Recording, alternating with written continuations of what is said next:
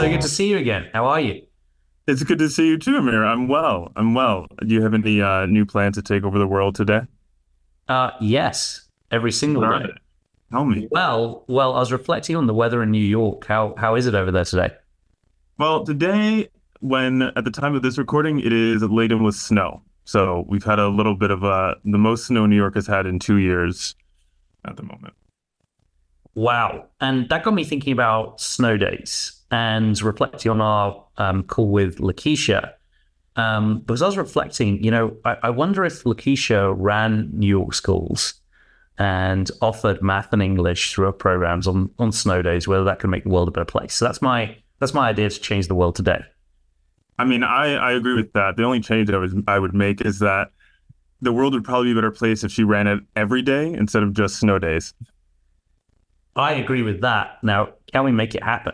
That would be a cool Let's thing. do it. We can make anything happen, Amir. This is outspoken. Well, we had the great pleasure of chatting with Lakisha Young, who launched Oakland Reach in 2016. Outschool.org had the pleasure of partnering with Oakland Reach during the height of COVID, when Oakland Reach was focused on family advocacy and developed the Virtual Family Hub, a one-stop shop for supporting families' economic survival and educational success. Lakisha is at the forefront of community liberation. She starts by asking families questions and listening to their aspirations. She then builds solutions. This approach led Oakland Reach to develop the Liberator model, to train parents and caregivers to become tutors in low-performing schools, reaching 5,500 students across 38 schools. A recent study from the Center on Reinventing Public Education found the tutors to be as effective as teachers in tutoring readers. Lakisha is also a senior fellow at the Center for Reinventing Public Education, and we're so happy to have had the opportunity to chat with her. Yeah, and I'd just like to add how much I enjoyed the conversation with Lakisha, particularly on this podcast, which is called Outspoken. Lakisha had strong opinions from experience and from real practice in the world that I'm really excited for our listeners to hear. So let's get into Outspoken. Lakisha, so good to have you here. My question to start off with is, what are you most outspoken about in education? What is the thing that you wish everyone working in the space would understand?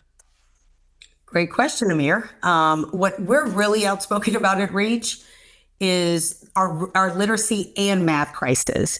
And the reason why I really bring up our literacy and math crisis is because we've become so focused on literacy that especially Black and Brown kids have just slid further back in math. And what we've learned is that these two complement each other. They set kids up for the best life possible. And there's some research out there that actually says that the bigger predictor of success for Black kids is actually their math proficiency. So we've been really outspoken about how critical both are, how actually our families have put even a greater emphasis on math when they've asked for intervention supports of the recent years than literacy, in part because they see the work we're doing around literacy. So even our families are like, we know math is important. We know that there needs to be more supports around math. So I think we're really outspoken about the importance of both of those, proficiency or advancement around those, and bringing them together and making them equally important, and not just having a literacy conversation and not just having a math conversation, but making sure that they are brought together as the whole for what's going to set our kids up for a life of their own design. Lakisha, I think one of the really interesting things about the way that you all have gone about your work, and one of the reasons that it was such a privilege to partner with you all when we did during COVID, was the way that you center and root community into your work. And I think a lot of times organizations, and particularly education organizations, can sometimes try to work around community instead of working with and through community. I think that your Liberator model really embodies the ways in which community is really the work that you all do, or centered so much in the work that you do. Can you talk to us a little bit about what the Liberator model is, and really what inspired the model and how you guys use it today? Totally. I will start off by saying that one of the key ingredients to the way Reach works is like, we're obsessed with making the lives of our communities better. Like, it's not just about like centering community or caring about community. It's like an obsession with making our communities better, understanding that like this wealth gap is increasing, understanding that like we're almost sliding backwards when it comes to academic outcomes for kids, and like what is everything we can do to make that happen, and how can our solutions, right, have like a scalable impact around that. And that is obviously what led us to the Liberator model. The Liberator model actually evolved out of the hub when we partnered with you guys. So, you know, the hub was an idea, like I'm literally sitting at the Brown kitchen table that I was sitting at, where the hub was designed or thought of, right? Because we took it as an opportunity. We knew the system wasn't going well. Our kids weren't getting what they needed. And we said, what are some of the advantages that we have right now with school being out that we can leverage to build a solution to get some of the gains with our kids that we weren't able to get, and get them access to good stuff like OutSchool, right? Anytime you want to get innovative solutions to families, and you guys are one of our original partners. I think we ended up, when we shut down the hub, we had 44 partners, right? OutSchool would have never gotten to our families if they had been at the district, right? Because you would have to go through this person who owns it. Oh, we already have this partnership. So if you had a great product and could serve our families well, and you came to us, we could get it to our families. And I miss being able to do that the way we did. What I will say though is, once our families were starting to make the decision on their own, if our families had continued to say we're going to be virtual, we would have adapted our model to respond to that. But you can't have a product without a customer, right? And so like once our families said we're going back to school, we had to evolve our work to kind of meet both them going back to school, but also everything we learned about doing better by our communities, making our communities' lives better. You know, as you know, in the hub, 60% of our kids went up 2 or more reading levels on the district-wide assessment. 30% went up three or more. So we were getting great academic gains. So that was becoming part of our DNA.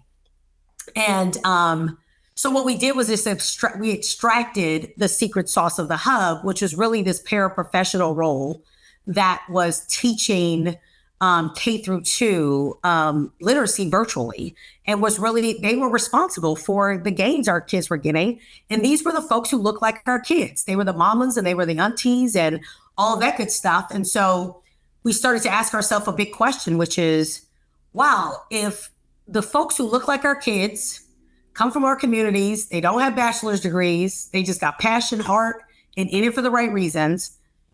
If we could scale, like how bigger could we make this, right? How bigger could we grow this to close the achievement gap with our kids, right? Put the families in a more power seat. And that's how the Liberator model was born, right? It was born out of transitioning back to in-person learning, trying to pull the innovation, the best innovation from the hub model, and not relinquish power. There was a lot of power in the hub. There was a lot of power for parents to put their kids in OutSchool and get them the results that they needed. So we needed to build a solution that that could evolve, but that did not take away the power of families to be in the driver's seat around their kids' education. So that's why the Liberator model upskills parents and caregivers to be paid, and they're paid through the district, so they become district employees, paid literacy and math tutors. And first we just had literacy, and then we just launched math this past year. So we're excited to keep the promise that we had for families who were telling us, like, we really need more math interventions for our babies. We know our babies need to be proficient or advanced for math if they want to have options in their lives. That's awesome, Lakisha. We're excited to dive into more detail about both the reading aspects and the math aspects. And I appreciate you bringing in kind of the table where you founded the hub into the conversation. We're talking virtually, but that was inspiring to hear, and also how you adapted the program in the face of changing requirements of the community. I feel like so often models go wrong by being static, whereas kids are always changing, our communities are always changing, and we all have to keep moving. And that idea of movement, I think, is really powerful. So thank you for that. I have a question to dive into the reading aspects. First, there's a debate around the science of reading. I'm not sure how familiar our listeners will be to this, but I wondered if you could tell us a bit about how Oakland Reach worked with the Oakland Unified school districts to recruit and train parents? And also, what the science is behind the reading approach and any challenges that you encounter through that process. Yeah, so that's got a few pieces to it. So let me see if I can break this down in the best way. So let's actually start with the district a little bit. So during the pandemic, the district did a lot of internal stakeholder work with principals and other leaders to land on a curriculum. I think they were evaluating a few science-based curriculum, and they landed on SIPs. I don't think everybody was happy with it, but I think most folks were and felt like it was an engaged process. So that we can put a check there that like they sort of collectively picked a curriculum that they thought was great for kids. And so it's called SIPs, right? SIPs curriculum. And so that's research-based or based in the science of reading. So us partnering with the district, we did not have to worry about whether or not the district was moving or doing a science-based program, right? And we're also not the pedagogical experts. So I think what's really important around organizations is knowing what you're going to be good at, and where you're going to pull in folks to make sure that they're good at the things that they're supposed to be good at, right? And so there are a lot of people who are good at content and literacy. And we've obviously become like 50% plus better because of all the interactions we had around it, right? But we're not like the literacy specialists or coaches. But the district had already moved to that curriculum, which is their SIPS curriculum. And the partnership then really turned into, the district wanted to bring in more tutors, right? They wanted to do what they call tier 2 intervention. And, having the time to recruit and train and bring folks in was challenging. And so what we decided to do, because of the work we had already, it became possible for us because of the hub and how we recruited and trained those folks in the hub. We were like, let's bring this partnership together. And so we just really worked with them to look at the way they wanted to scale, right? How many tutors. And then what we said to them was like, look, we would love to partner with you, but we have to bring our fellowship model to the table. So we're not going to be a recruitment factory where we just recruit folks and then just hand them off. These are our folks in our communities who are really stepping up. Oftentimes it's something that is foreign to them. So we want to make sure that they're trained. They have some training in support before. And we had this model already around fellowships. We had done this with our advocacy work prior to the hub. So we just really adapt that model again and made this fellowship model more pedagogical and leadership development focused. So folks spend the first 6 weeks, once they're accepted, and we did all the recruitment too, in selection, which is really important because if I'm coming from the community and I'm just trying to apply directly to the district, that may be a hard, somewhat people feel bureaucratic process, right?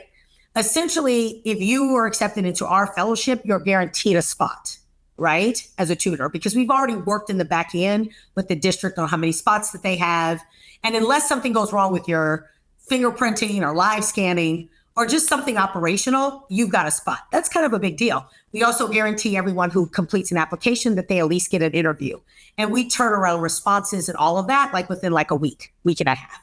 So we were able to have ownership of creating the kind of experience. Remember I told you we're obsessed with making our family's life good? That's part of that experience, right? Which is you're not going to wait to hear from us. You're not going to wait to interview. You're not going to wait to find out if you're there. And we're going to give you a ton of pedagogical support, right? So we have a pedagogical partner that the district also works with too. They're called Fluent Seeds. I'm giving them a shout out because they're amazing. So they did all the pedagogical stuff. And we did a lot of the leadership development. What does it mean to move from being a parent at the front desk to in the classroom, right? Or having your own classroom, working with a small group of students all day long to teach them how to be better readers. That's a huge leap, right? What does that mean to be those folks? And then they kind of did their onboarding. So that partnership and that model has just been really, really great because as we're getting data from our fellows as they've gone into the schools, they just feel and then they do what we call a residency. I just want to add this piece where they then spend a few days on site shadowing, going more into the pedagogy. So they're just more prepared than someone who would have been hired and just placed in the schools, right? So that's just become part of our model partnership with the district. And now, like, we're really working with the district to have this model be the citywide way, right? That all partners work with the district, right? How are we having more paid tutors, right? Folks that we're paying to do this work. How are we doing that training that gives them the right kind of pedagogical content and leadership support that they're ready to go into these schools? And then how are we building ongoing coaching and leadership development pathways for them so they're actually getting results with our babies, which is why they stepped up in the first place, right? So that's that. Let me ask you this last part. I always say this with folks is that our families don't do reading wars. Our families don't do math wars. They can't afford those kind of wars, okay? We have other wars in our communities, and you got to pick your battles, right? So our families are basically like, tell me the play, put me in the game, coach, right? And this is why the Center for Reinventing Public Education's report shows that our tutors are as effective as teachers, right? One, because obviously the amount of time that they spend, but the amount of focus that they spend on becoming content experts, delivering it. We don't do reading and math wars, right? I think reading and math wars is activities of folks who have the privilege of having those kind of conversations. Our families don't have the privilege of having reading and math wars. The war for them is that their kids can't read or do math.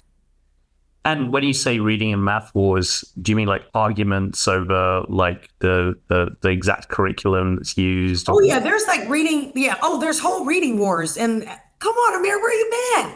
There's a whole reading war in the United States. Like, what should we be using? Is it really? Every week I look, it's like, is the science of reading really the science of reading? Is the science of reading like? It's like, here's where we should go. Here's sowing doubt. Boom, boom, boom, boom, boom. Meanwhile, Mama Jenkins is going into school, teaching the curriculum, getting these babies to read. Since we're on the podcast, Outspoken, I'll say that there's a lot of navel gazing in education, and I think that's what you're referring to, the kind of quibbling over details and basic issues of access. Yeah, it's a conversation of privilege, because on one end, it's a compartmentalization. On the right side, what you're doing for your kids is oftentimes very different than how you're engaging in the discourse. You're engaging, you could be in a math war discussion or pushing back and forth just because you can, not because it impacts your kids, right? But for our families, they only have so much to put out here. They can't put their energy out here on the new math versus the this and that. So it's already a big enough leap for them to say, we will become tutors, and we never taught literacy before. Like, that's literally how, I mean, we're recruiting our parents straight from school sites. Like, we go to school sites in the morning and talk to parents when they're dropping their kids off and when they're picking them up. Like, this is not as grassroots as it get. And we're like saying to them, like, hey, we've got a literacy and math crisis in this city, but we have a solution. And the solution is either you, your cousin, your grandmama, your auntie, becoming a tutor. Right? This is collective. Like, it's going to take collective leadership. And this is what we have happen. We may have the person who like talks to one of our teammates say, oh, I'm already set with the job, but I'm going to share this with my people. I'm going to share this with my community. And you'll hear people say, oh, I was referred by such and such who saw you guys talking to them at the school. Like, we're like training people who on Monday never thought that they were going to be a tutor. On Tuesday, they're submitting an application. That's incredible. That's a big leap. That's incredible, especially in context of the current teaching crisis. Right. And that's a very good point that you're bringing up. Yeah. At risk of becoming too philosophical, but I think this is an important point. There's this desire in the education ecosystem to do science, to prove that interventions have success. And then I think that's the root cause of like why people argue over these different philosophies, because then they're saying, hang on, that approach is wrong. It's not working because according to this and this scientific methodology. And there's a lot of pressure to conform to that fundamental underlying idea. And you have big philanthropic funds that insist on certain methodologies in improving interventions and won't release funds. But I hear you talking about some of the challenges with that kind of underlying approach of this need to prove it. Am I hearing that right? That you're skeptical of that, or how would you characterize the difficulty here? Am I skeptical of what exactly? So the idea about kind of doing science and education and having You said the science of education? yeah, Oh, okay. yeah, Yeah. I mean, it's kind of common sense, right? Like we want people teaching curriculum that's proven to work to get kids to advance and or become to gain mastery in some way, right? Like I think the curriculum is less of our issues in a lot of cases. I've seen the issue is more the willingness of adults, right, to actually do the things the way they need to be done. And I think that then we get bored or we get frustrated when we haven't put in the discipline and focus to get everybody rowing in the same direction. And then we want to change things up. But I've seen things fall apart at the place where adults are needing to be more consistent and more disciplined and more focused. And I do think amidst like a ton of other positives of having literacy liberators is what we call them, or math liberators, it is that focus. It is that like doubling down on, again, the thing that is already science-based or research proven, right? So we're not just pulling anything off the shelves, but there's a lot of different things that can work, right? I don't know what Mississippi or Tennessee is using, but I believe that they're using things different than what we're using in California. If you want to know why California is not getting the same results in Tennessee and Memphis, it's because of the adults. It's not because of the curriculum. I see. That's super interesting. I guess I've shifted my mental model with this conversation. This idea, yeah, it's important to have strong science behind the curriculum development. But then once you have that, stop kind of fiddling with it. What's needed next is investment, and have personally invested teachers, tutors, interventions that are actually applying that. And we keep going around in circles about this all the way down. And we keep going around in circles is what I hear you saying. I agree with this on kind of, let's fiddle with the science of the curriculum, or let's just assess it a bit more and wait and know what's needed is for us to go and execute. You need to go, right? Like you need to go. And the states that have had the most gains have had a lot of leadership from the state level, right? That's like, and there's always stakeholder management, there's always engagement. So I'm not saying that's not happening. But there's like a commitment from top down that this is what we're doing. It's not decentralized. It's not loosey-goosey. And in California, we just don't have that kind of structure or focus. We know what to do to teach kids to read, but we won't push adults to do that. And then that's what allows all of this variability, this pushback, this autonomy. And all of those things are good to an extent, right? But you shouldn't have to decide it works or it doesn't work. But yeah, the issue I don't believe is the curriculum as much as it is around the discipline and focus of all the adults to move that curriculum forward. And where we've seen them do it, we've seen the most results for kids, because it's damn sure not the kids. You're going to have some, there's always a small percentage, but the majority of kids will respond. And we know, because here we are, just a group of parents who decide to build a hub that you guys were partners in and decided we were going to figure out how to get our kids to read. And look what happened. With paraprofessionals, by the way, not certified teachers. And they started moving up. So, but right, training, focused curriculum, we're not doing wars. We're not questioning this. We're just moving. Action. And Lakisha, I think one of the amazing things about your action, right, is that it's proven to work. And it has also radically changed, I think, the way that a lot of people think about family engagement. I think very often a lot of districts. Sorry. I know I hate that word too, but that's the word that a lot of districts use. I know. You have entire districts that have departments and engagement, and so I wanted to ask you about that, right? Like, why do you hate that word, and like, what do you hope that folks take away from the lessons of your work in your community and the Liberator model, and how they can apply it to not family engagement, but whatever your alternative to that is or looks like. Yeah, I mean, I should take this moment to like tell the word engagement, I'm sorry.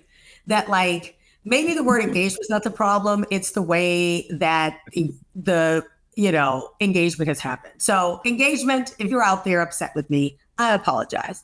But the way that people have oriented themselves around engagement is really not putting parents in the driver's seat. I think I wrote in one of my CERP blogs, and I wish I had it in front of me right now, this sort of way, it's like to parents and not with families, right? So it's like, here's what we're doing.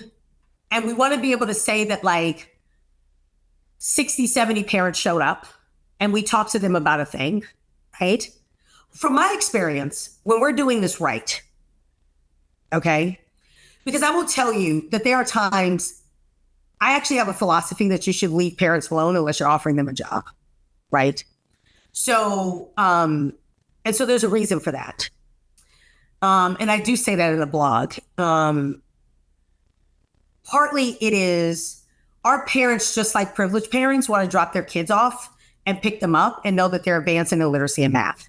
We have sort of come up with this idea that when you attend a low performing school, right, that all of a sudden Black and brown families should do double the work, right, to get outcomes. People with privilege get to like spend money or move into a neighborhood with a decent school.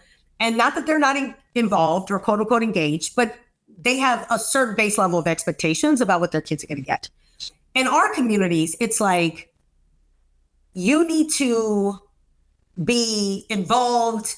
We need to have you at the, like, you need to be on the design team. You need to do all these things, not realizing that these families were also failed in the same schools that they're now asking these parents to tell them what to do.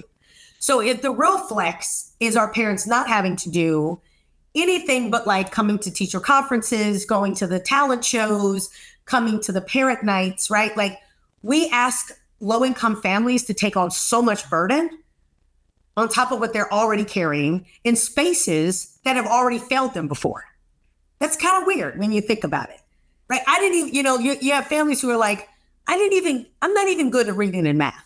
So now you want to bring me in and like have me be at the table.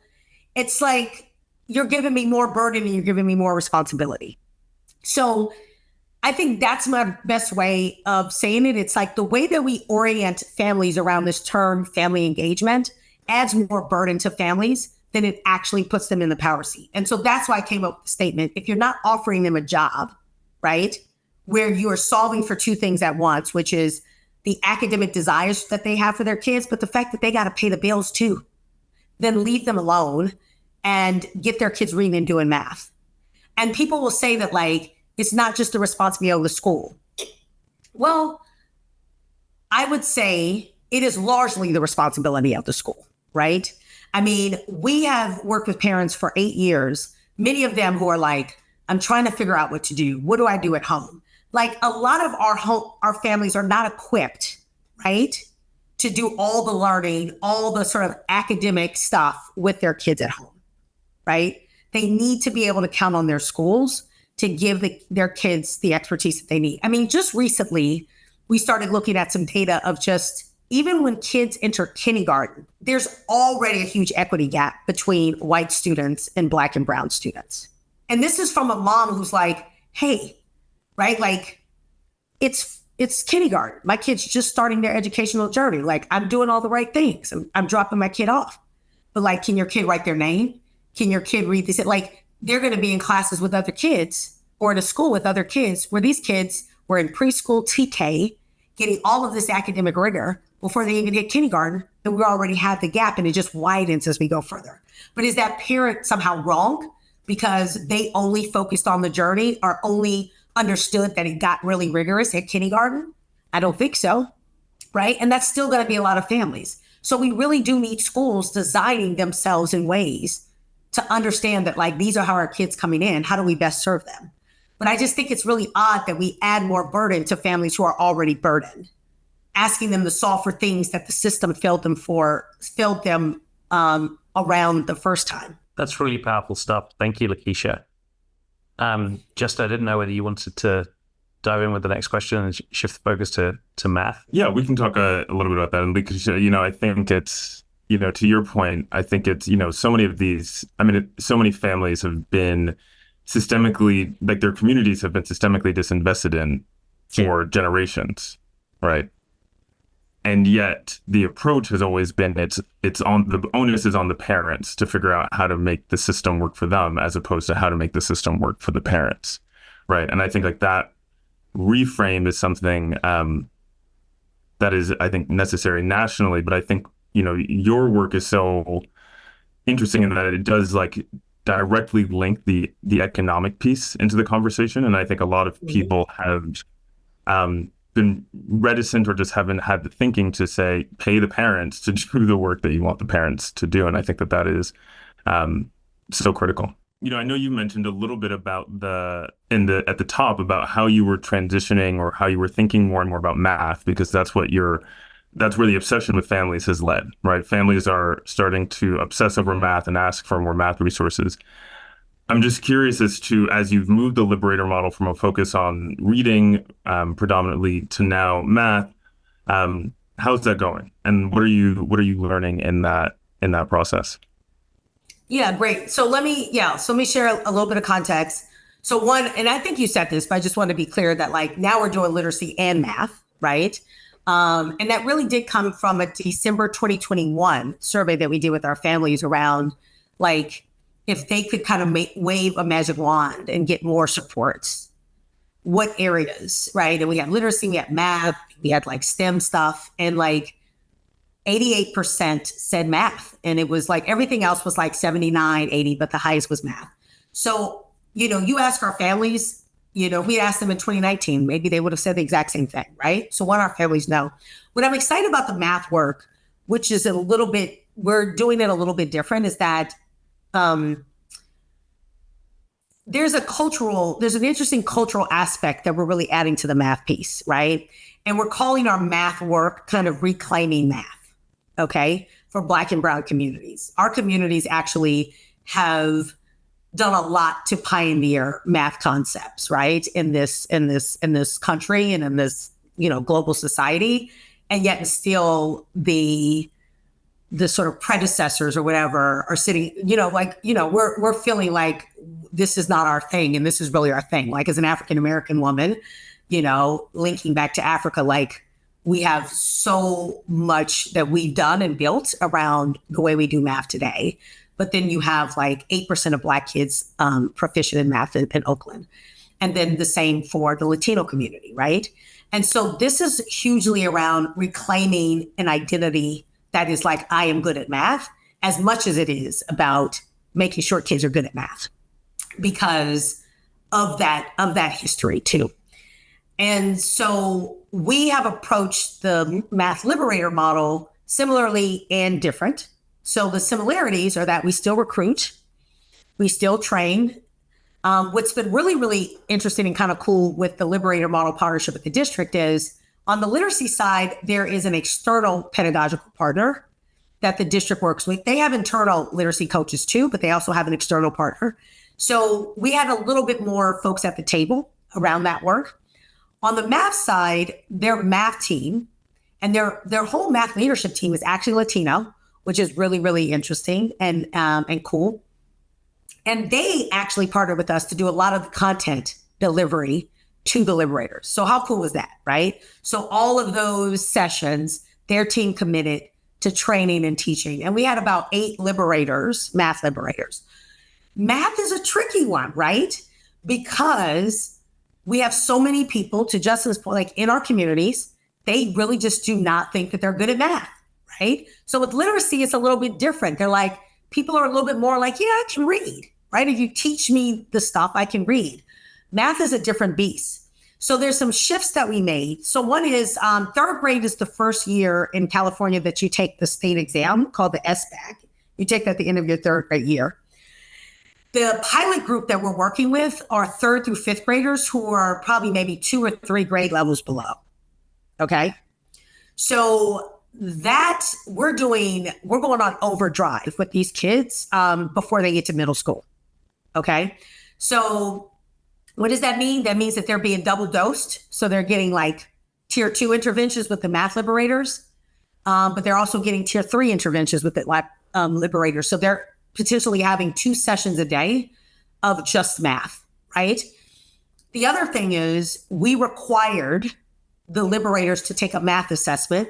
So as long as they passed the 3rd grade SBAC math assessment, they were able to be a Liberator. We didn't have that same assessment on the literacy side. What's very interesting, you guys, about this model is that it opens up the opportunity for more people, right, to support kids around math at younger ages. Because some people may think, well, I can't help a kid with math because I wasn't good at algebra, right? Or I didn't take calculus, right? But these kids are missing so much basic math skills, right? Like you get kids together with that early on, and then they're just natural resiliency as kids. They'll pick up everything else moving forward. But when you get kids too far into the system without those basic skills, then you're now dealing with the skill deficit as well as just the confidence level. I'm a mom of 3 kids, and I will tell you, and that one is a junior in college, one's about to go to college, one's about to go to high school.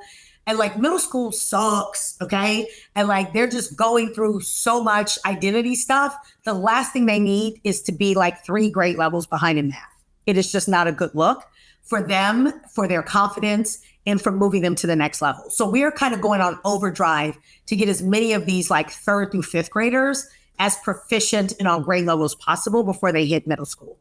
The last part I'll add about how the math liberator stuff will evolve to be a little bit different than the literacy is that we're actually, we're always piloting and launching stuff. We take data, we listen to folks, we see where things like for example, we've just had a little bit more challenges recruiting folks to be math tutors, as you can imagine, right? So we just had to be more creative about the ways in which we build pipeline.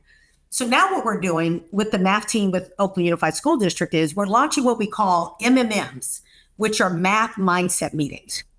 So any of the parents whose kids, even if your kid is not getting access to tier 2 or tier 3 tutoring right now, the goal is that any parent who attends the pilot schools can participate in this math mindset. And it's a whole scope and sequence. And we're still kind of planning, like, do we want to stipend it? Do we want to do other stuff around it? But there's 2 big, like, North Stars for us on this. Number 1 is to really invest in the parents' mindset shifts around math so that they can be great ambassadors and cheerleaders for their students at home, right? The second push on this is just imagine that I'm a parent who joins the MMMs and I'm a part of that sequence. I'm going to learn, I'm going to get a lot of conceptual knowledge. I'm going to understand how much we can do this. I'm going to talk to Black and Latino like math leaders and experts in the space, right? I'm going to go through a journey that's going to push a transformation for me around what's possible. And so that leads me to the second North Star, which is we really want to leverage this infrastructure to build a pipeline for more math liberators, right? We really believe that to bring in more math liberators, we're just going to have to do more work with our communities to really, really affirm for them that they can do this. And obviously our current math liberators will be great at doing that, but it's just an extra set of body of work that we need to do to build that kind of like cultural confidence, right? And that's a little bit different than how we set up the literacy. So I'm really excited about it and see what we learn from it. But that's kind of reach, right? Like if you look at my shirt, I mean, we ask, listen, build, liberate. I mean, that's what we're doing over here. I love that set of steps and the feedback loops that it can create in terms of, helping kids progress, economic empowerment of the liberators and ultimately of the kids. And then the next iteration of that as those kids grow older and potentially can contribute into the programs. Which makes me wonder, how do you see this work scaling? I know that having an impact and scaling work is important to you. What does it look like at scale? How would education look differently if you were able to reach your vision and scale this work? Oh my God, I wish we could just have a session on that question. Because there is some part of our work right now, Amir, and Justin, that we're building that I don't even have enough time to go into with you, right? But it's almost like a second version of our hub in a different way. So let me just try to give you a quick visual. We're kind of building out what I call a 5 to 55-year-old model. Okay.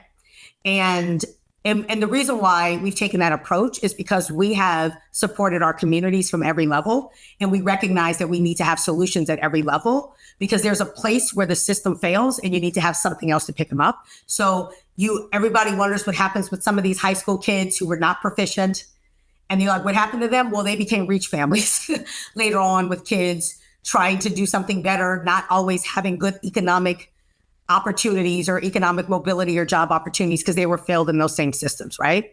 So on the left side of our work, we have the Liberator model, right? And that's kind of TK through 12. And then on the far right side, we are building a platform called InReach. And InReach essentially picks up where the system fails. If you look at the data, if you look at the NAEP scores, in Oakland right now, I think close to 70% of Black and Brown high school seniors don't pass the literacy and math standards in 11th grade. I don't think that just jumps up in 12th grade, right? But those kids may graduate and those kids may say, oh, I'm going to this junior college, right? But we're not tracking those kids, right? We're not tracking those young adults. And then we have like adults, 40, 30, 20, like all these ages. So InReach essentially takes our literacy and math through line and upskills. So it will upskill you, meet you wherever you're at, upskill you to a certain level of proficiency around literacy and math to then help you enter into an upskilling sort of program to go into a better paying job. Because the bigger conversation around this that like I haven't been able to talk about is that the wealth gap in this country is out of control. And so education is a huge piece in it. The fact that I was educated, the fact that I got to go to great schools did lead me to a great job. And what we see now is that all kids do not have to go to college, right? To be able to have access to great opportunities, but reading and math is not really on the table, right? You do have to have a certain level of proficiency in math and reading to be able to enter into these opportunities. So we're building the MVP for that. So that'll be coming out sometime in 2024. I bring that up because in the middle of that, the net for those two solutions is our Reachway Institute and then our implementation cohort. So just in November, we launched our first institute, which brought 13 organizations from across the country for a 2-day institute to learn about our model, right? And these organizations impact about 350,000 students. They were mostly community-based organizations. We had some funders come. And that's the solution we built to take what we built and share it and teach other folks. And then the other component of that we're building out this year is the implementation component, which is for folks who show a certain level of readiness, how do we put them through a cohort experience to help them implement the model? So that's how we see ourselves scaling it, is through the Reachway Institute. Our next one is May 2nd and May 3rd in Oakland. And so we're excited. That's the fun part too. I hope that was quick, but that was as quick as I can make this model. Like I'm just trying to get this thing down as soon as I can. Amazing. No, this is great. 5 to 55. That's all you need to know. Look at a 5-year-old, system fails them, you pick up again. We can't leave our people hanging. I told you I'm obsessed with figuring out how to make the lives of our folks better. You can't leave our people hanging. If the system fails, you got to have something on the other end to pick it up. You got to keep going. You're going to learn how to read and math at some point in your life if you're dealing with reach. Awesome. I mean, we've got to address the gaps in the system today, and we have to fix the system. And maybe the two go hand in hand. And maybe this model at scale, when people get access to it and replicate it around the country, can actually change the system itself rather than plugging the gap. Do you think that's possible? It depends on our leaders. I am becoming really clear that good leaders can do anything, can do a lot of things. It's leadership. And I think what defines you as a good leader is not actually like a character thing always. It's not like whether you're a good or bad person. It's just what you're exposed to and what you're open and how you're open to grow around the work. But leadership trumps everything. I mean, leadership, I always find that is the difference between folks who move it and folks who talk about moving it or who get stuck. It's just their approach to leadership. And I think to your other point, Amir, which is like the Liberator model and InReach are, like I would say today in current models, there will always be a need to do what we do around the Liberator model, right? And right now we have a 40-year-old who like graduated from OUSD schools and is trying to figure out how to have a better life. What are we gonna do about that person? And by the way, that person is also a parent, right? They also have kids in OUSD school, right? So we build what I call a multi-generational approach.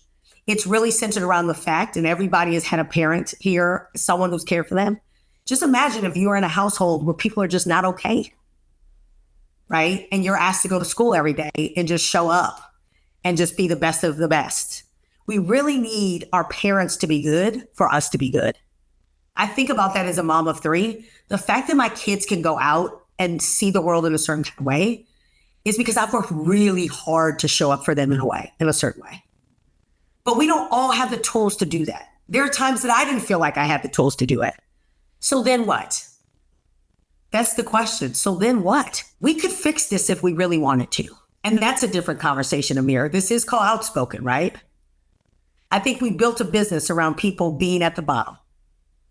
What would it look like if everybody had what they needed? And things could just go away. I think we built a country based on people being at the bottom. Not Exactly. Exactly, Justin. So we sprinkle a little hot sauce on it, right? But do we really want to change the whole pot, right? I know we could change this if we really wanted to. And the anecdote that you shared earlier about this habit of asking the least privileged to do the most work, and the example that you gave about engagement, I now understand why you dislike that word engagement, because that's exactly the kind of feedback loops that I think are deeply broken in our society. So thank you for calling that out. That's why I appreciate what you guys are building, because when I think about InReach, InReach is going to be another solution evolved out of the hub. When you bring together human contact, right, and technology in the right kind of way, I think you help your most vulnerable communities the most. And when we had the hub, every parent had a liaison, right? We made sure folks obviously had all the technology they need, and then you make sure everyone's set up to engage with the programming in a way that they can get the most out of it. But if you put those two things together in the right way, you could really close some barriers with these two combinations of technology and like human navigation and guidance. And that's really what this new solution coming soon is really aimed to do, because people need a community. You need folks to have your back. Lakisha, it's funny because I'm often asked the question of what are the organizations that I think are doing a really good job in the space. And I often think of you guys and name Oakland. I appreciate that. I appreciate you and the work that you all are doing. But so I'm curious, who are the organizations and the people who you look to, or who you think are also alongside of you and doing the work to help and change, the system that we're in? That's a great question. I had to think. So two things. One is I definitely want to hear from you when you're asked that question, the different organizations you think of, because if I don't know them, I want to get connected to them. Secondly, I took some time to think about because I think you asked me, I specifically was coming prepared to talk about a change maker, education change maker. So someone who I really look up to, and I'm happy that I have an evolving relationship with, is Alexandra Bernadotte, who leads Beyond K-12, right? I think what she's built over there over the past decade or so is that exact thing of mixing human connection with technology to help vulnerable populations, which are first-gen college students, right? I love the innovation of it. I mean, she's been doing it for such a long time. Just think about how much it's she's been doing it. How do I say this? She's been doing it long enough where I can also imagine just weathering the storm of how quickly people are able to adapt technology as a good tool, right? As a solution. I think people have evolved around that a ton, but she's definitely someone that I really, really admire as a Black woman leader, and as someone who has really built a great project with a great aspiration and goal around serving, our vulnerable communities. And hers is really focused on college access and college, getting through college, which is key. but just that combination of like having a counselor and then having that support and having the technology support is really exciting. So that's the person that I would share. I definitely, whether it's on the side or via email, Justin, I would love to hear sort of the top 5 or so that come up for you, because you guys are in a space and seeing things that I don't always get to see. So for me, even as we think about building in Reach, and you guys have built Outschool, like it's going to be awesome to kind of like learn from you, think about who you partner with and stuff like that. So I'm always trying to learn. But yeah, shout out to Alexandra. If you've already checked her out on Beyond K-12, I have to also tell her that I just talked about it on her whole podcast. Thanks for that shout out, Lakisha. I mean, we hope through the guests on the Outspoken podcast that we will show you, who we. That's right. Good plug, Amir. I love that. So I don't want to. I got to plug in if I want to find out. So exactly. Listen in. So we're not going to share that list right here, but you'll see. That's why you build Outschool. And I hope it. And I hope the list is inspiring to you, just as this conversation has been so inspiring to us. I wanted to ask also, along the similar lines of your recommendations, what are the top 1 to 2 things that you think our listeners can do to make change happen in education? What should their call to action be? Focus on literacy and math. Our whole model, from the little ones all the way to the adults, if we have a more literate, right, and math proficient ecosystem, we're going to have folks who have a lot more agency, a lot more skills, a lot more confidence.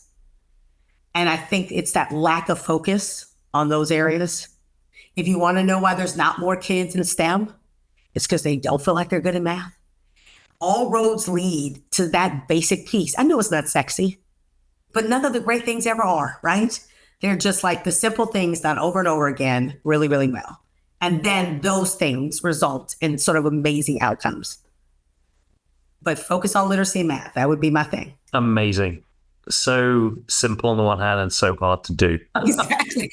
And I'll say this last thing, Amir, because it's so hard to do, it's almost like we keep looking, I call it the red ball, like we're looking for the next thing to turn to, but we keep getting pulled back to the source, which is, for this to be true, these things need to be true first.